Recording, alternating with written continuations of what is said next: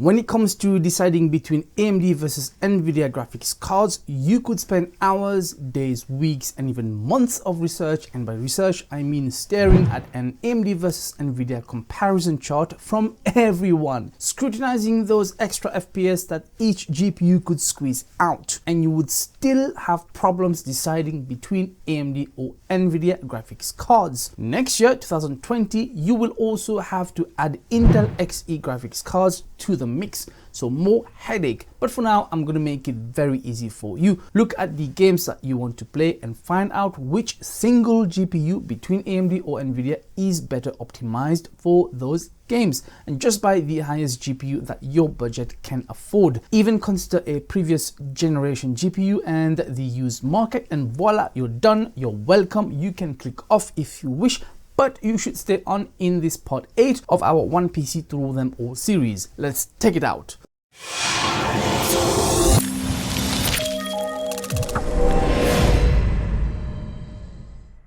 Hey HealMyTechs, and welcome. This is Ash from HealMyTech, and if you're new here on this channel, we do reviews, repairs and tutorials of tech, so you can unleash your true potential by subscribing and enable the bell notification icon so that I can help you go from newbie to techie. And please support the channel by clicking my Amazon affiliate links for US and UK in the description below. This is the One PC to Rule Them All Triple OS Windows, Linux and Mac OS series, the show where I give you full responsibility to decide every aspect of my next PC build for 2019. At the end of the video, I will post up a new poll for you to vote in the community tab on YouTube mainly. In this part 8, we take a look at our last poll from part 7, where I ask a question: AMD or Nvidia?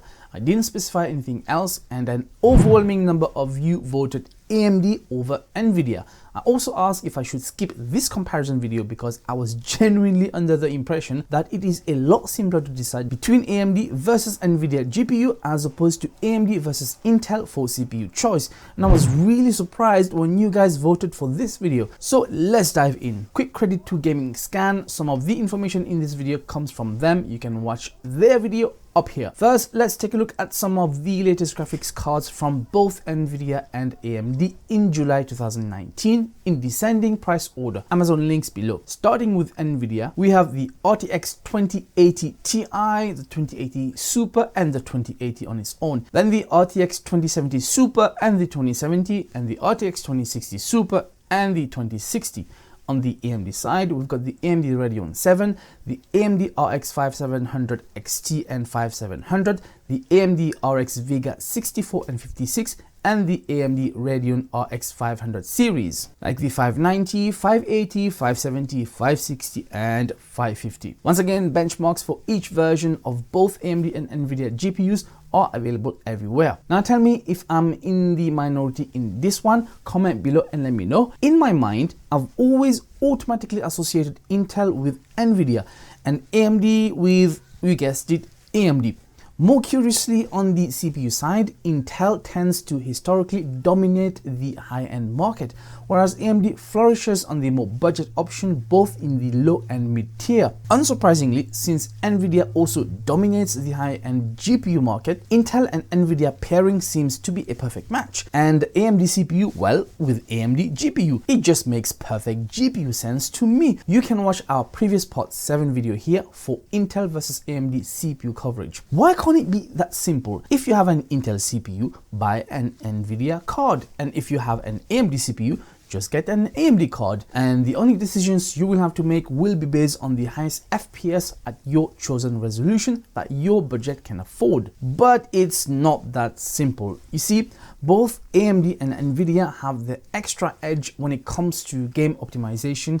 Although you can play any PC games with either GPU, AMD or Nvidia. The Batman Arkham games, for example, were better optimized for Nvidia with features like PhysX, not available for AMD GPUs, whereas the Tres FX technology was in favor of AMD GPUs. I think this gap is not as relevant anymore. Someone can correct me below. Nvidia's architecture is generally more advanced and optimized to perform certain computing tasks, like the recent real-time real-time ray tracing technology based on the Turing microarchitecture, named after the famous mathematician Alan Turing, brilliantly portrayed by Benedict Cumberbatch in The Imitation Game. Nvidia GPUs generate less heat with lower TDP, thermal design power for you non-techies, than AMD GPUs, but it can be argued that a running power cost difference can be offset with the purchase price difference. Nvidia's current range is based on the 12 nanometer architecture, whereas the recent Navi cards are based on a smaller, newer 7 nanometer architecture. In terms of software, both AMD and Nvidia have their own drivers and control panels and regularly release updates and patches for a stable performance. Although in all fairness, Nvidia does have a slightly better track record with updates and hardware optimization. As for the Nvidia control panel versus AMD control center, no difference between functionality except probably in aesthetics, where AMD has a more modern, sleek look. One determining choice could be based upon what type of monitor you have or are planning to get, since AMD FreeSync and Nvidia G-Sync adaptive technologies to reduce screen tearing are proprietary, but they both produce the same result, more or less. It should be no surprise here that once again, FreeSync technology from AMD is again more budget friendly, whereas Nvidia's G-Sync is found on more high-end monitors as they justify their higher costs with other additional benefits such as higher quality control and reduction of motion blur and ghosting effects. Unfortunately, this area is a little more complex, and for anyone considering competitive gaming where higher refresh rates and response time matter, this is where you should focus your research. Nvidia is now changing that to provide G-Sync support on all adaptive sync monitors. However, not all Nvidia GPUs will work with a FreeSync monitor, and AMD's FreeSync will not work with G-Sync monitors. More on that story in a later episode. So are you still confused about which GPU to get? Then check this out. Apple has ditched Nvidia GPUs a long time ago, and all of their computers feature an AMD GPU, although they use Intel CPUs. I mentioned last time that I tend to do the opposite of what Apple does, so does that mean automatically now I'm gonna go the Nvidia way? Not quite. You see, for my situation, compatibility is key in deciding the platform, and when it comes to Linux drivers, AMD has the advantage with better support and compatibility on top of existing AMD Mac OS driver support. Thank you AA for pointing it out. More interestingly, on the console platform, AMD GPUs are the preferred choice rather than Nvidia Graphics Cards, namely on the PlayStation 4 and Xbox One, with only the Nintendo Switch using an Nvidia GPU. This tradition is rumored to continue in the next-gen PlayStation 5 and the Xbox 2 with Navi AMD GPUs with DDR6 memory, and the upcoming Google Stadia specs will also feature a custom AMD GPU with HBM2 memory and 56 compute units capable of 10.7 teraflops. On the other hand, the next Nintendo Switch will continue to use an Nvidia GPU, but do not quote me on these rumors and feel free to correct me below. Console peasants, I hear you already typing, you keyboard warriors, you. That's why you should go Nvidia PC Master Race. And so what? Nvidia fanboys be shouting,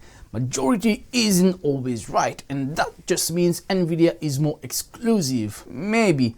But that sounds awfully similar to Apple now, doesn't it? Once again, thanks but no thanks. Pocket still be dictating choice. AMD, I choose you. Well, you know, until Nvidia calls with sponsorship. Again, sell out. You guys know I already bought the RX 588GB DDR5 from Sapphire, and some of you may think that this GPU will bottleneck the AMD Ryzen 7 2700X, and you are probably right. Since our goal is 1080p content creation first and 1080p gaming second, at the moment my budget only allowed for this card price point, but I will hopefully upgrade the GPU if necessary once we start using this one PC to rule them all as our main driver. Besides, my current triple monitor setup are budget BenQ 1080p 60Hz displays, so a better GPU will be overkill right now. So here we are. As with any piece of tech, my ultimate advice as always is not to obsess too much on the theoretical, technical jargon. Real-world application usually tell a different story to artificial benchmarks. So go back to my first advice at the beginning of the video. Here is your next poll, more of a quiz question really. What is the minimum number of individual parts of a desktop gaming PC, including peripherals, do you need to build, test and use for a normal functioning as a complete gaming PC setup? We're not talking about modification or troubleshooting, and we are assuming that everything works and is compatible, and we also mean the usual mistakes that one can make during a PC build. So the idea is to have everything you need to build,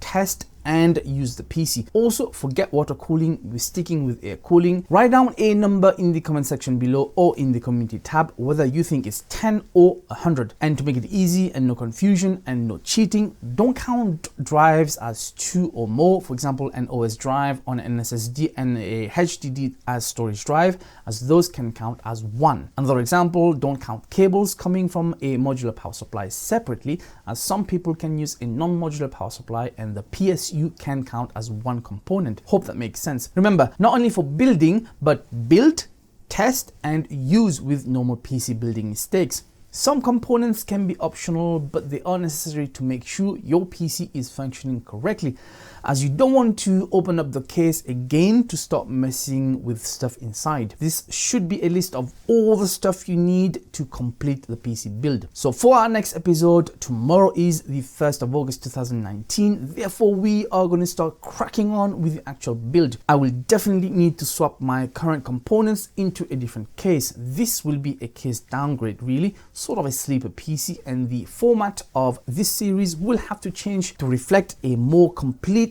build technical vlog style if I am to stick with a daily upload schedule. I'm super excited to take on this challenge, as this is the first time I'm doing this on the channel, and you should definitely tune in by subscribing and enabling the bell notification icon. I really want to engage on a deeper level with all of you, so look forward to regular shout outs and even an invitation to take part in the video where applicable. Thank you so much for watching. Go check out my other videos on the channel and keep unleashing your true potential. This was Ash from HealMyTech, helping you go from newbie to techie. Go check it out.